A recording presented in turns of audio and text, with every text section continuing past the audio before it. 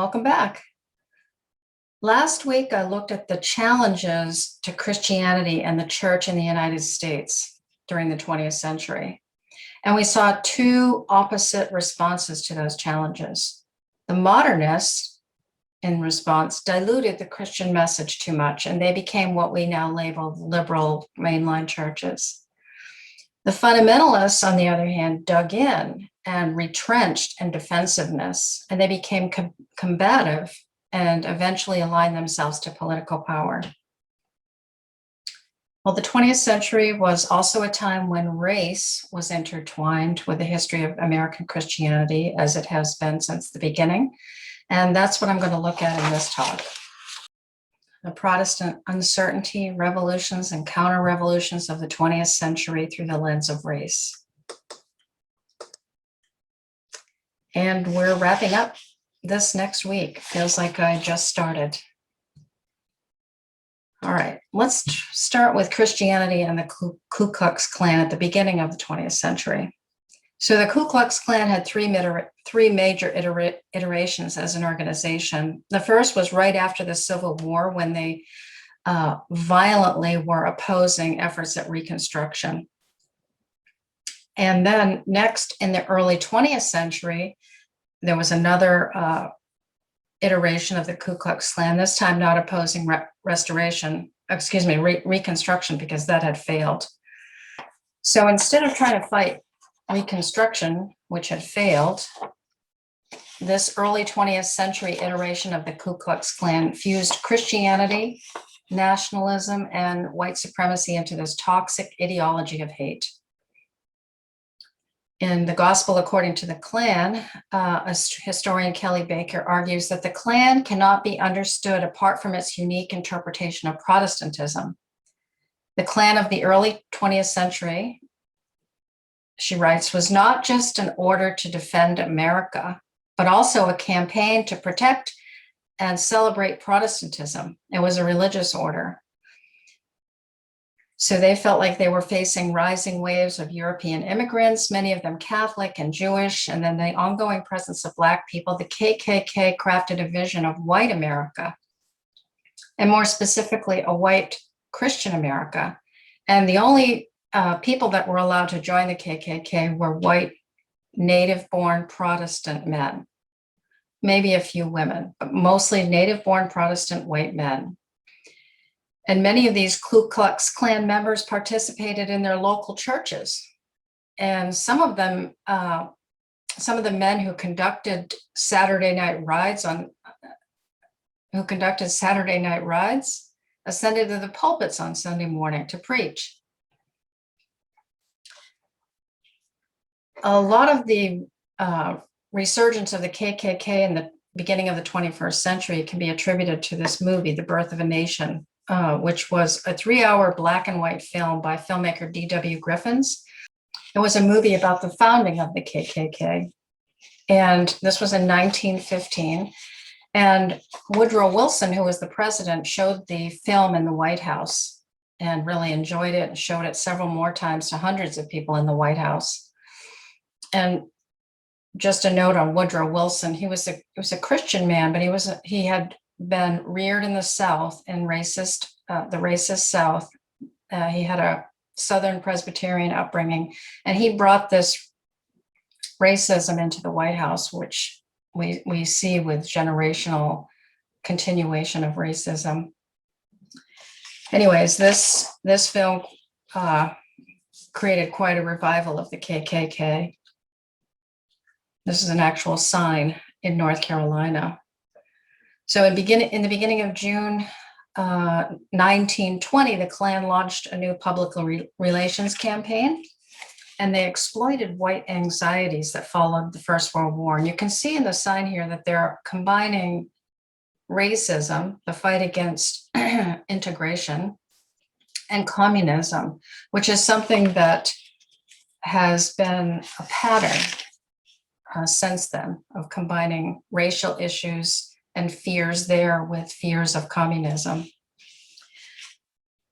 Okay, so they had a campaign called 100% Americanism, and they promoted the Klan as the defenders of white of the white American nation from the defilement by Black people, Catholics, Jews, foreigners, and moral offenders.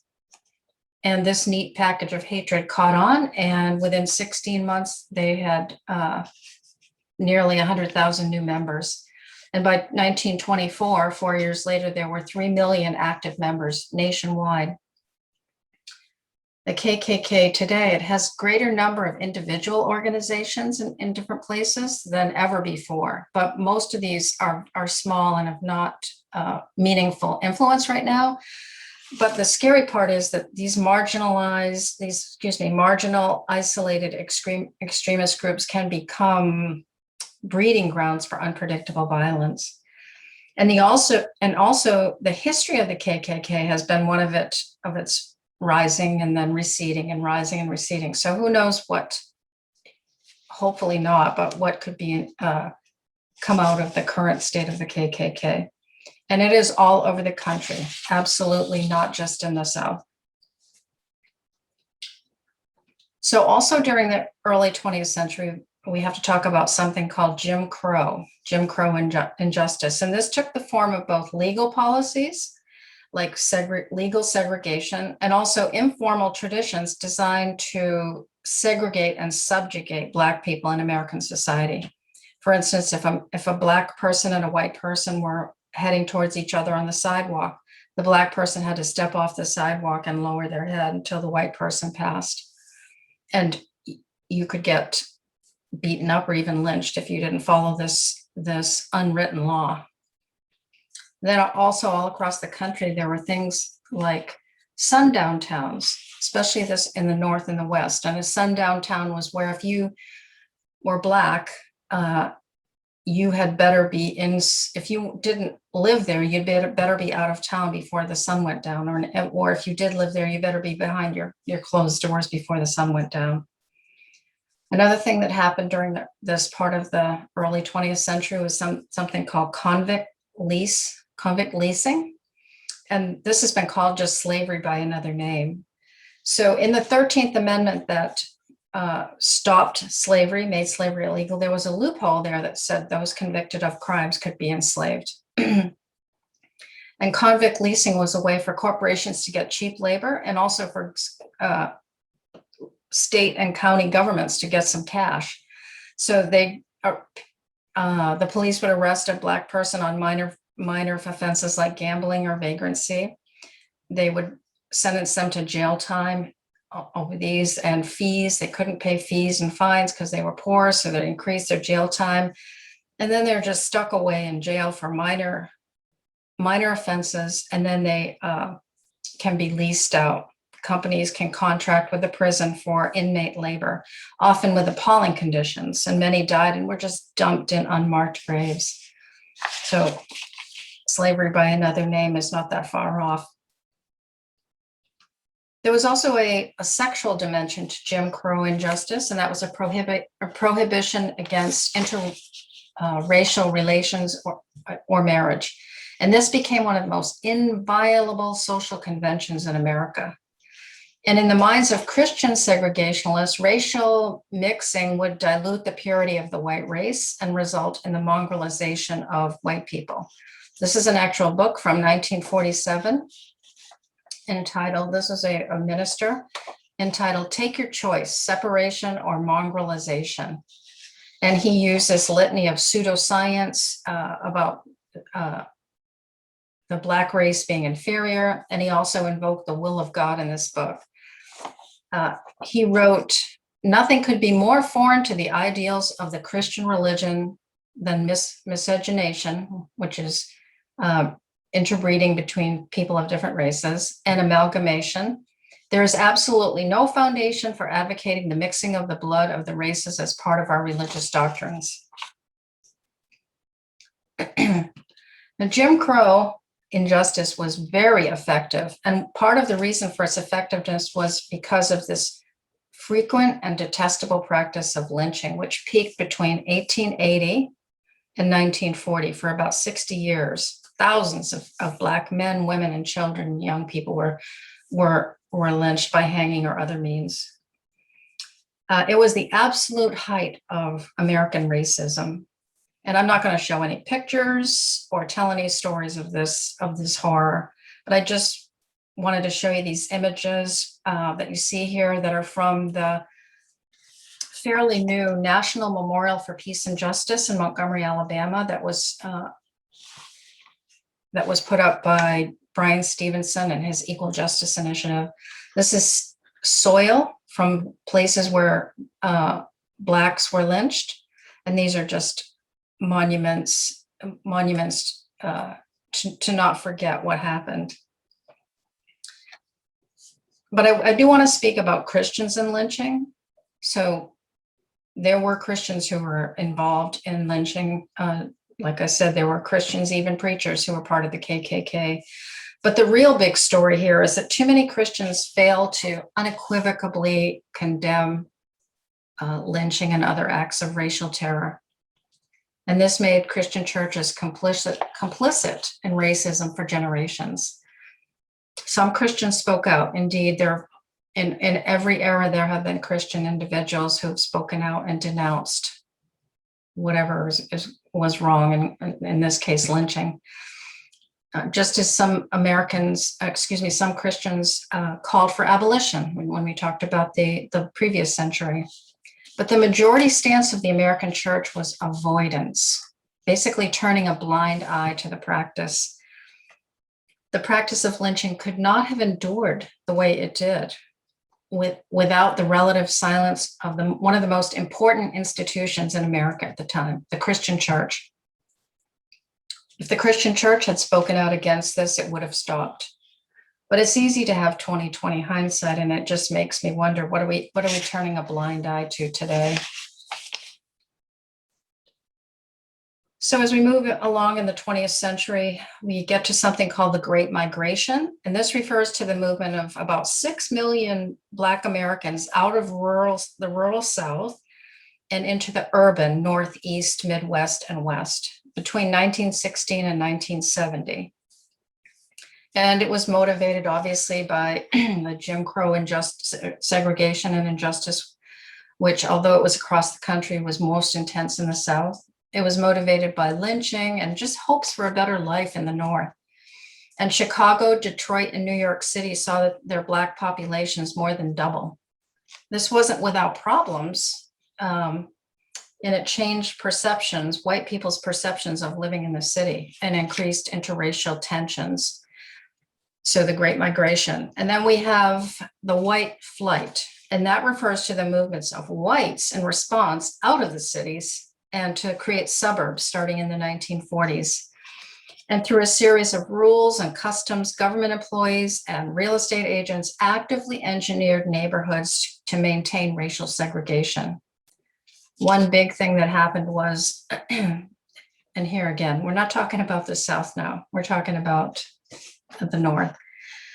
One thing that happened in terms of mortgages and home lending, so racial demographics were often a key factor in assessing property values.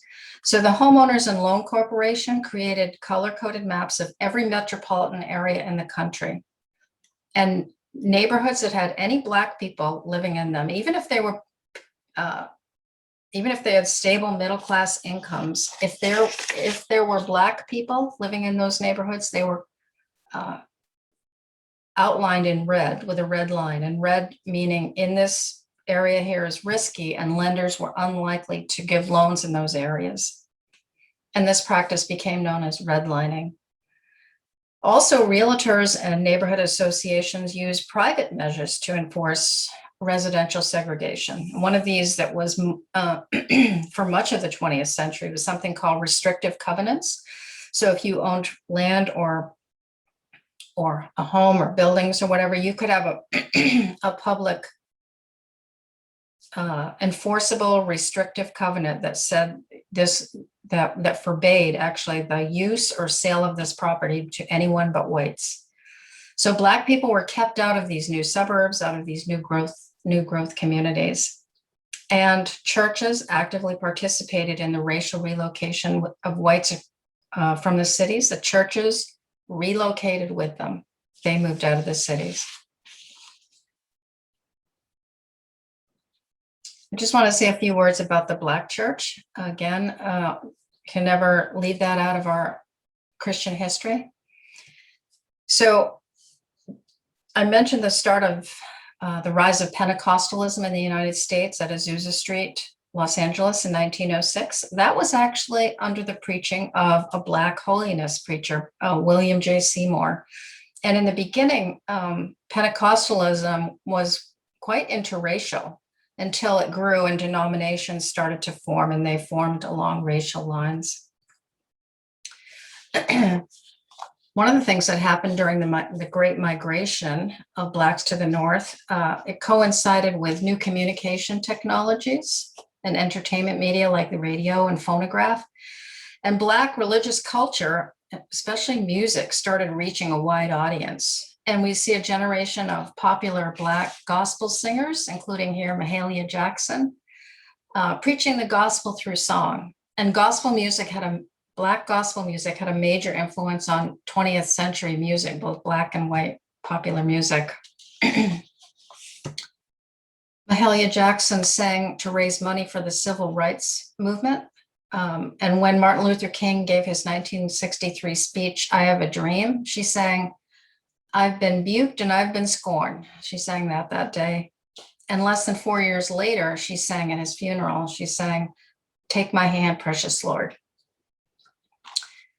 In terms of the message of the Black church, it was closer to the holiness fundamentalist message, very conservative, but they practiced a form of social engagement, kind of like the social gospel kind of stuff, more radically than any white church, any fundamentalist white church did at the time.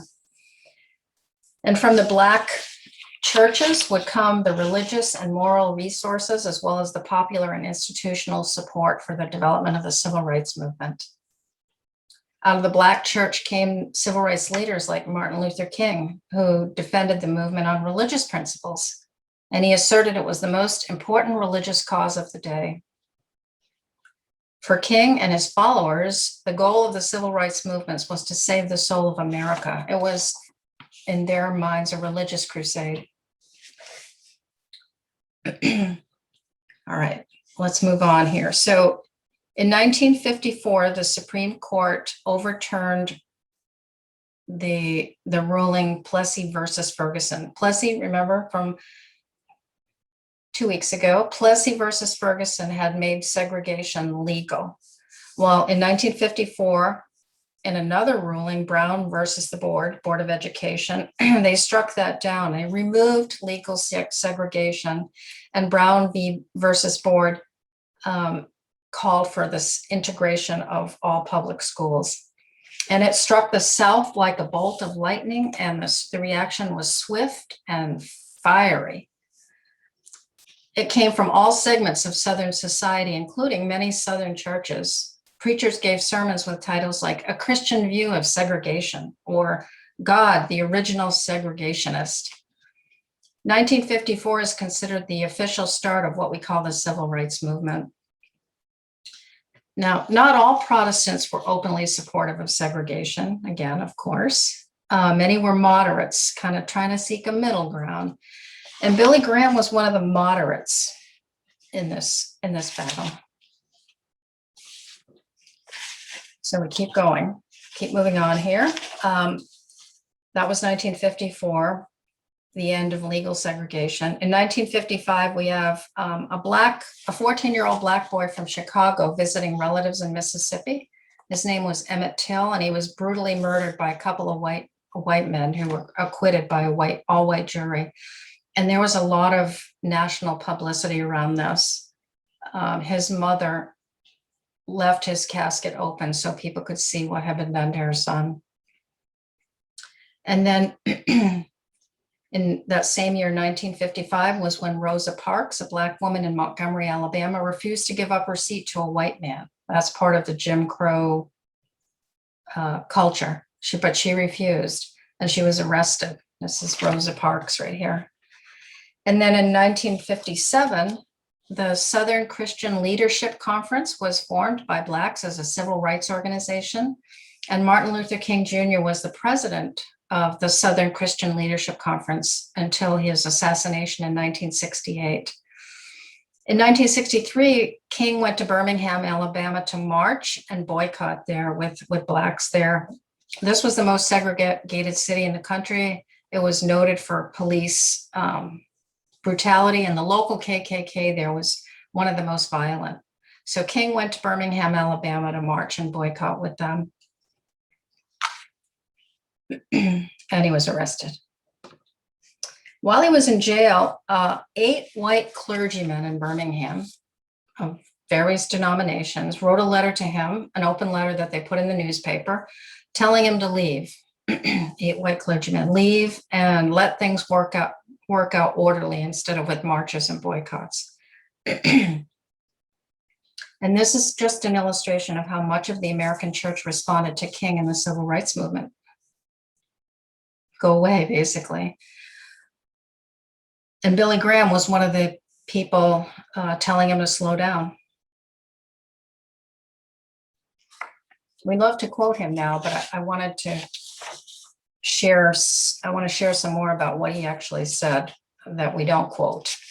While he was in jail in Birmingham, he wrote a response to those 8 white clergymen, and this is known as the letter from a Birmingham jail. It's a really long letter, but I think it's worth our time to read a chunk of it. This is the MLK that challenges the church. This is just a piece. I wanted to read it all, but I'm just going to read what's in yellow here. In the midst of this is Martin Luther King, try to hear his voice. In the midst of blatant injustices inflicted upon the Negro, I have watched white churchmen stand on the sideline and mouth pious irrelevancies and sanctimonious trivialities. In the midst of a mighty struggle to rid our nation of racial and economic injustice, I have heard many ministers say, those are social issues with which the gospel has no real concern. I have looked at the South's beautiful churches with their lofty spires pointing heavenward. Over and over again, I have found myself asking, what kind of people worship here? Who is their God? Where were their voices? Where were their voices of support when bruised and weary Negro men and women decided to rise from the dark dungeons of complacency to the bright hills of creative protest? In deep disappointment, I have wept over the laxity of the church, but be assured that my tears have been tears of love. There can be no deep disappointment where there is not deep love. Yes, I love the church. How could I do otherwise? There was a time when the church was very powerful, in the time when the early Christians rejoiced at being deemed worthy to suffer for what they believed. In those days, the church was not merely a thermometer that recorded the ideas and principles of popular opinions. It was a thermostat that transformed the mores of society. Things are different now. So often the contemporary church is weak, a weak, ineffectual voice with an uncertain sound. So often it is an arch defender of the status quo. Far from being disturbed by the presence of the church, the power structure of the average community is consoled by the church's silent and then even vocal sanction of the way things are. But the judgment of God is upon the church as never before. If today's churches do not recapture the sacrificial spirit of the early church, it will lose its authenticity, forfeit the loyalty of millions, and be dismissed as an irrelevant social club with no meaning for the 20th century. Every day I meet young people whose disappointment with the church has turned into outright disgust. Not the King that we quote. I have here a quote from Billy Graham and from Martin Luther King, and these 2 quotes are both responding to a string of urban uprisings that had been happening in Black inner city residents and their conflicts with the police. And Billy Graham flew to see the Watts neighborhood in LA, and he called it a dress rehearsal for a revolution and said the nation needed tough laws to crack down on it. He said this kind of disturbance is being used by those whose ultimate end is to overthrow the American government. That is playing on American fears, not just racial fears, but fears of communism. Martin Luther King said about this same exact thing. I think we've got to see that a language is that a riot is the language of the unheard. So Billy Graham called for tougher laws to crack down on this. And this law and order rhetoric resonated with white evangelicals and led many to be critical of the civil rights activists in general. They didn't deny that conditions were troubling, but they believed the solution was to trust the system and wait for transformation. King and other activists took a different view. They knew the long struggle. He wasn't excusing the violence, but he knew that people living in the South Central LA neighborhood felt trapped by the forces of poverty, incarceration, failing schools, and racism. And activists had been working for change for many years, but largely unheard. So Graham called for a crackdown as a solution. King saw the remedy differently. Social justice and progress are the absolute guarantors of riot prevention. That's what will stop the riots. Justice and progress on the cause. Today, Martin Luther King has become the quotable king, and we don't know or remember how strongly moderate Christians opposed him in his time. In 1961, he was invited to speak at the Southern Baptist Theological Seminary, which was the flagship school of the Southern Baptist Convention, the largest Protestant denomination in the United States. But this was seen as a racial and theological heresy, such that churches across the South rescinded their regular donations to the seminary. King's emphasis on the social dimensions of Christianity, especially regarding race relations, angered many white Christian evangelicals in his day. They opposed his activism because they considered race relations a social issue, not a spiritual one. Even Graham, Billy Graham, who did actually more than many people in his day towards the cause of racial justice, even he held back from making a public declaration of solidarity with the Blacks. And because of his enormous influence in evangelicalism, his holding back from solidarity gave a pass to white evangelicals. This man over here on the right is W.A. Criswell, who was the pastor of the First Baptist Church of Dallas, where Billy Graham claimed membership. And at a South Carolina Baptist convention in 1956, Criswell railed against government-enforced integration, the end of segregation. He said, some quotes here, "Desegregation is a denial of all we believe in." And the Brown versus Board Supreme Court ruling was foolishness and idiocy. He called anyone advocating for racial integration a bunch of infidels dying from the neck up. Now, he actually moderated some of these statements and stances in his own life later on, but not before tens of thousands of his own congregation and his nationwide followers had absorbed his views of civil rights and of activists like Martin Luther King. And here we have one final example. This is Dolphus Weary, who was from Black rural Mississippi, and he agreed to attend Los Angeles Baptist College. He was a basketball player, and things were going pretty well for him. He was doing well, had good grades. But on April 4th, 1968, a white classmate ran up to Dolphus and asked whether he'd heard the news about Dr. King. And he turned on the radio, and he was just devastated to hear that King had been shot. And then came the news that King was dead. And as soon as the commentators reported this news, the young Black man could, quote, hear white voices down the hall let out a cheer. Reflecting back on the experience, Weary said, laughing at Dr. King's death was just like laughing at me or at the millions of other Blacks for whom King labored. Remarkably, he didn't let hate consume him, and he spent the rest of his life working for racial reconciliation in Mississippi. All right, moving from famous people and public figures, a few words about the everyday Christian. Just a couple of examples. So this is a church here on the left in Kirkwood, Georgia. And back then, during the civil rights movement and desegregation in Kirkwood, Georgia, pastors and church leaders urged members not to sell their homes to Black people. Quote, if everyone simply refuses to sell their homes to Black people, then everything will be fine. Please help us keep Kirkwood white and preserve our churches and homes.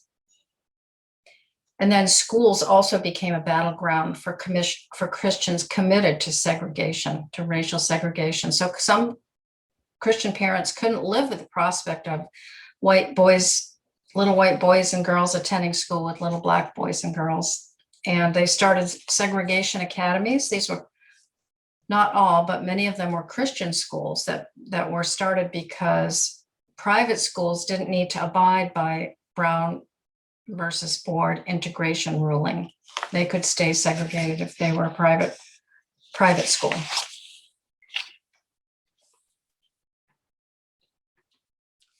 When we think about the conservative religious right, we think of the catalyst as a fight against abortion, but that was not the primary issue. You'll be surprised to know that abortion has not always been the defining issue for conservative Christian activism. For example, in 1971, the Southern Baptist Convention passed a resolution on abortion that called upon Southern Baptists to work for legislation that will allow the possibility of abortion under such conditions as rape, incest, clear evidence of severe fetal deformity, and carefully ascertained evidence of the likelihood of damage to the emotional, mental, and physical health of the mother. And W.A. Criswell, the pastor we looked at a couple slides ago, who was railing against desegregation, he stated after Roe versus Wade, which legalized abortion, he said, I've always felt that it was only after a child was born and had life separate from its mother that it became an individual person. He further explained, it has always therefore seemed to me that what is best for the mother and for the future should be allowed. So conservative white Christians, ultra-conservative white Christians, abortion wasn't what kicked them off in the beginning. Instead, the initial impetus that galvanized the religious right came from the IRS. So conservative power brokers originally came together as a political force to combat what they perceived as an attack by the federal government on Protestant Christian schools. So in 1971, the Supreme Court upheld a decision that any school that discriminates on the basis of race was not, including privates, if they discriminated on the basis of race, they were not entitled to tax exemption. And this financially threatened many Christian schools that weren't integrated. And Bob Jones University, super conservative fundamentalist university, was a school that brought this threat of government-enforced integration of Christian schools to the attention of Christian conservatives and to politically mobilize them. The IRS revoked the school's Bob Jones University. They revoked their tax-exempt status in 1976. The school sued the IRS and presented their case as an issue of religious freedom. The idea of not being allowed to be a segregated school and still keep your tax exemption is what very first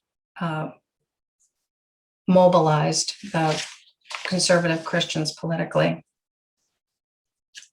It wasn't abortion, it wasn't school prayer, it wasn't the Equal Rights Amendment. What changed their minds was Jimmy Carter's intervention against Christian schools, trying to deny them tax-exempt status on the basis of segregation.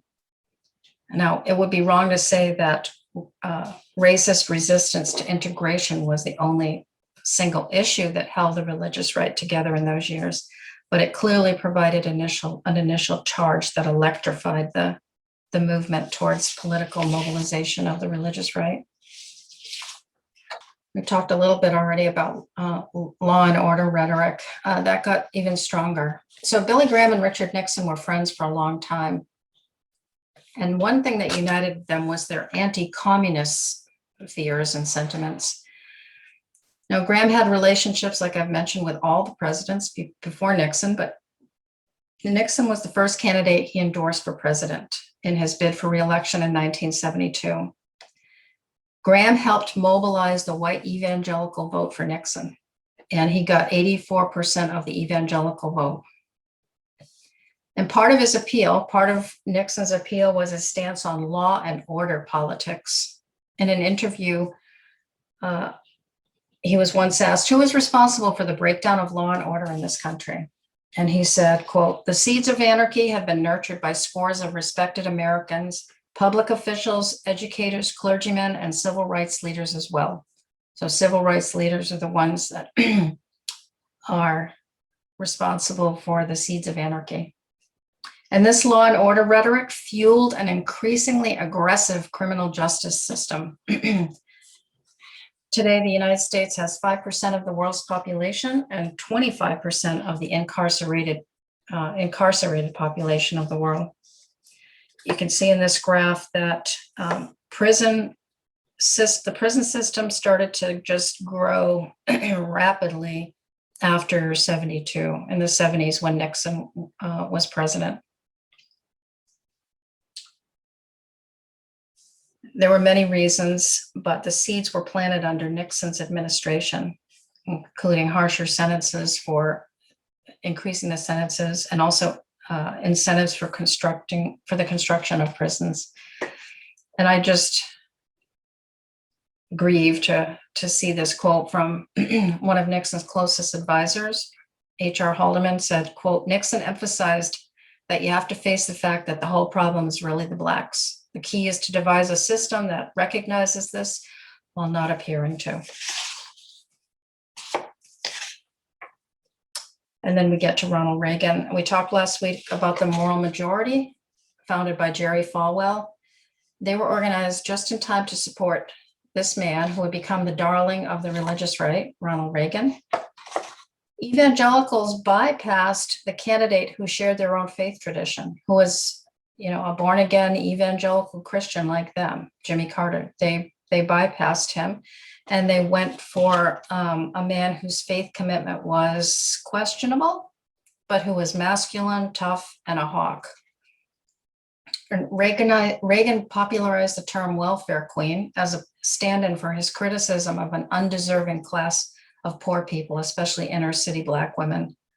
And he pushed the issue of crack cocaine to a national crisis. So crack cocaine is the form of cocaine that is cheapest, most accessible to poor inner city Blacks and whites, versus the powder, which has been called rich man's candy. That was sort of left alone. And Reagan and his administration went after crack cocaine because that's where the Blacks, other people of color, and poor people could be arrested, persecuted, and put in prisons. And prison population truly exploded under Reagan's administration. When he took office in 80, there were 329,000 people in prison. And when he left 8 years later, there were 627,000. And in 2016, the prison population had become 1,500,000, 1.5 million. And under Reagan's administration, we see the first prison that was built for profit, a private prison with publicly somehow traded with shareholders and making money by filling the cells and lobbying lawmakers for more laws to get more people in prison, to keep those prisons full and making money for their shareholders. And people of color have been disproportionately incarcerated. Whatever the visions or the intentions of the religious right and the conservative Christians, whatever they were meaning to do, the perception among Black people was that they did not care about the concerns of a historically oppressed group.